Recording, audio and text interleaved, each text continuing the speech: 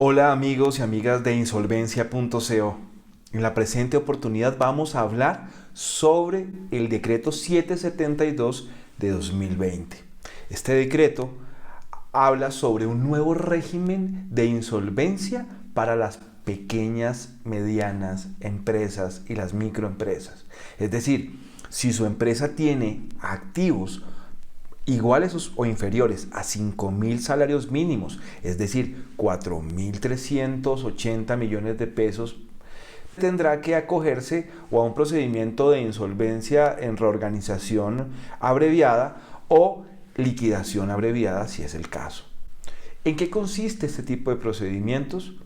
Hoy vamos a hablar sobre el procedimiento de reorganización abreviada para pequeñas empresas o para pequeñas insolvencias. Este procedimiento, como les decía, que está en el 772 del 2020, establece unas reglas específicas. Primero, cuando usted vaya a presentar la solicitud, no le van a hacer una auditoría tan estricta como lo estaban haciendo antes. Usted debe presentar toda su documentación en regla, tal cual como lo dice la ley 1116, pero la superintendencia de sociedades o el juez civil del circuito, dependiendo del caso, lo que va a hacer es primero una verificación de que estén todos los documentos, pero no se va a centrar en hacer un análisis minucioso del cumplimiento de los requisitos.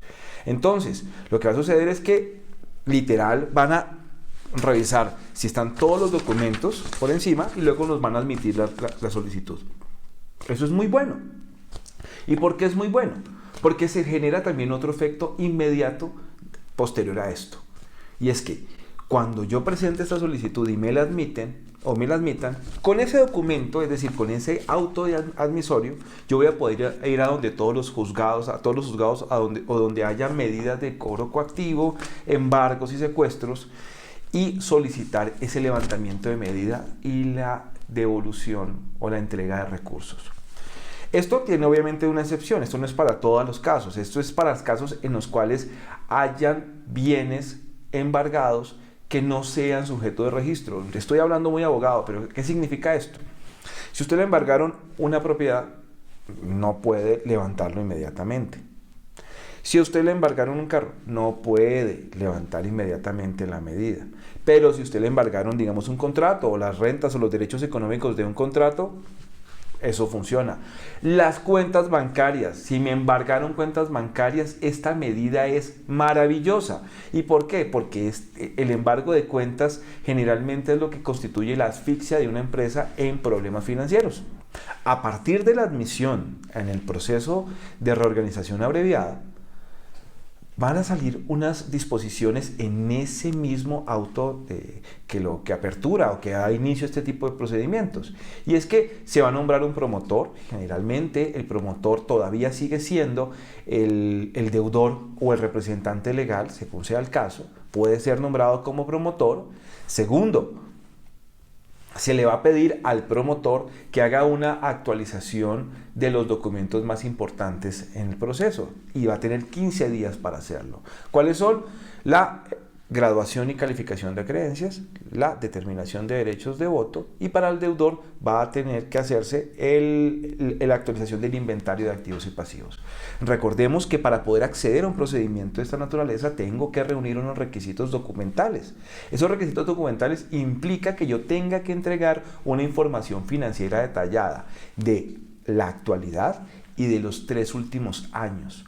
No podemos decir que con este decreto se haya levantado esos requerimientos, sino que continúan, pero son de responsabilidad del representante legal y el contador. Es decir, si no se presentaron en debida forma, pueden haber sanciones para el representante legal y para el contador y revisor fiscal de la empresa. Es muy importante conocerlo por este lado. Pero bueno, entonces, ¿qué más contiene este procedimiento? A partir del momento de la apertura, de ese auto de apertura, lo que va a suceder es que nos dicen casi cuánto tiempo va a durar el procedimiento de insolvencia. Y eso en sí es una ventaja y una desventaja, que ya después le diré. La parte de la ventaja es que, miren, me van a decir primero, Usted tiene un tiempo para hacer la reunión de conciliación de objeciones y presentación del plan de reorganización, y además de eso tiene otra fecha específica desde el principio donde usted va a hacer la audiencia, donde ya le van a confirmar el acuerdo de reorganización. Ya sabemos cuánto nos va a demorar el proceso. Eso es positivo porque previo a todo esto los procesos de insolvencia se demoraban muchísimo tiempo, y ahora con esta normatividad, desde el momento mismo de la apertura, vamos a saber más o menos cuánto máximo tiempo va a demorarse el proceso. ¿Qué disposiciones puede tener ese mismo auto admisorio donde se apertura el proceso de reorganización abreviada? Como les decía, se nombra un promotor. 2, se da una fecha específica para poder entregar una actualización de los inventarios de activos y pasivos, de la determinación de derechos de voto, graduación y calificación de creencias, y además de eso nos dicen, oiga, esta es la fecha para la reunión de conciliación de objeciones, y esta es la reunión para la audiencia final, que es la audiencia de resolución de las objeciones y la audiencia de confirmación del acuerdo. ¿Pero qué más puede contener? Mire, también contiene una orden de inscripción del registro mercantil, la de mantener información a disposición de los acreedores en sitio web de la información financiera y contable, además de eso decirle al deudor que no pase las enajenaciones por fuera del giro ordinario del negocio, el tema de medidas cautelares en inscripción de las medidas o de la providencia en algunos bienes sujetos a registro, el tema de la fijación del aviso, el tema de la obligación del promotor y el deudor de informar a los acreedores acerca del inicio de la reorganización, el tema de copia al Ministerio de Trabajo y DIAN para lo pertinente, el tema de la intervención en el proceso de insolvencia, y pues el tema de la fijación del aviso, que viene posteriormente. Como les decía, a mí me fijan una fecha para la conciliación de las objeciones. ¿Qué significa eso? Mire, cuando a mí me ordenan hacer una actualización como promotor o deudor, hacer una actualización de la graduación y calificación de acreencias, significa que yo tengo que decirle a todo el público en general, oiga, estas son mis deudas, ¿cierto? Acreedor por acreedor, y esta es la clase y este es el orden de prelación legal de cada una de las obligaciones. Entonces, puede que el acreedor al que yo haya relacionado aquí no esté conforme con esa graduación o con esos votos que yo le he puesto que va a tener para el acuerdo que va a ser posteriormente confirmado. ¿Qué significa eso? Mire, o qué ejemplo podemos dar al respecto. Si usted es el deudor y relacionó el banco ABC con una obligación de 3 pesos, el banco ABC puede decir, mis registros dicen que usted debe 3 pesos más 1 de intereses. Por favor, corríjala. Esa es una objeción. Esa es tal cual es una objeción. O una objeción es, mire, yo no soy acreedor quirografario, sino que soy acreedor hipotecario. No soy acreedor quirografario, sino que soy un proveedor estratégico. Póngame en el orden que debo estar. Eso es un ejemplo de este tipo de procedimientos y este tipo, digamos, de objeciones. ¿Qué sucederá después? Pues hay que conciliar las objeciones. Puede que las objeciones se concilien o no se concilien. Este procedimiento lo que dice es, bueno, desde que se presentan las objeciones, usted como deudor tiene que empezar a mirar a ver cómo las concilia. Pero como ya se fijó una reunión específica para conciliar las objeciones y para presentar el acuerdo de reorganización y el plan de negocios, lo que pretende esa reunión es que las objeciones que no han podido ser, digamos, conciliadas previamente, sean conciliadas, digamos, con la presencia de un conciliador especializado que es el juez del concurso en sus atribuciones de conciliador. Entonces, lo que va a hacer es decir, oiga, bueno, a mí me parece que es esto, yo les propongo esto, no es un prejuzgamiento, ¿cierto? No va a decir nada, pero sí va a permitir que las partes digamos, diriman las diferencias en esa reunión o en esas reuniones, porque pueden también ser suspendidas.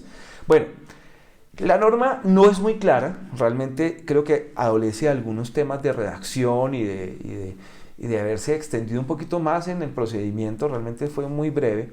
Sin embargo, podemos interpretar que en esa audiencia deberían también ser expuestas las condiciones de la empresa, el plan de negocios, el flujo de caja para la reorganización, es decir, cómo yo proyecto mi negocio hacia futuro y además de eso, cómo va a ser el acuerdo que yo propongo de reorganización, para que las partes acreedoras puedan estudiarlo y puedan además de eso emitir su voto.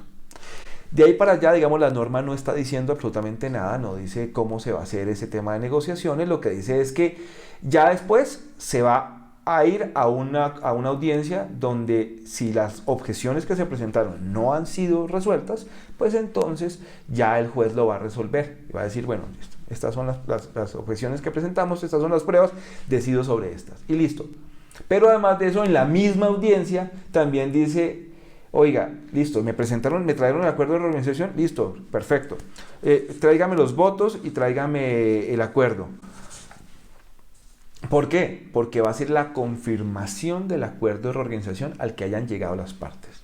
¿Cómo se vota un acuerdo de reorganización en un procedimiento abreviado? De la misma forma que se vota en el 1116. Por cada peso de capital que se le deba a un acreedor, será un voto por cada acreedor. Y además de eso tienen que haber unas categorías y unas características especiales para el tema de la votación, ¿cierto? Hay acreedores internos, acreedores externos, además de eso, pues hay una categorización para el tema del pago, de acuerdo al orden de prelación legal para el pago. No me puedo saltar salvo unas reglas específicas que me está dando la misma ley 1116. En fin, tiene que reunir todos los requisitos de la 1116, ese acuerdo, y debe traer todos los votos de las mayorías que me exige la ley para poder llegar a ese acuerdo de reorganización. El juez verifica los requisitos y confirma el acuerdo de reorganización. ¿Qué pasa si yo no he llegado a ningún acuerdo? ¿Qué pasa si el acuerdo no es confirmado? ¿Qué pasa si el juez dice definitivamente este acuerdo no reúne los requisitos?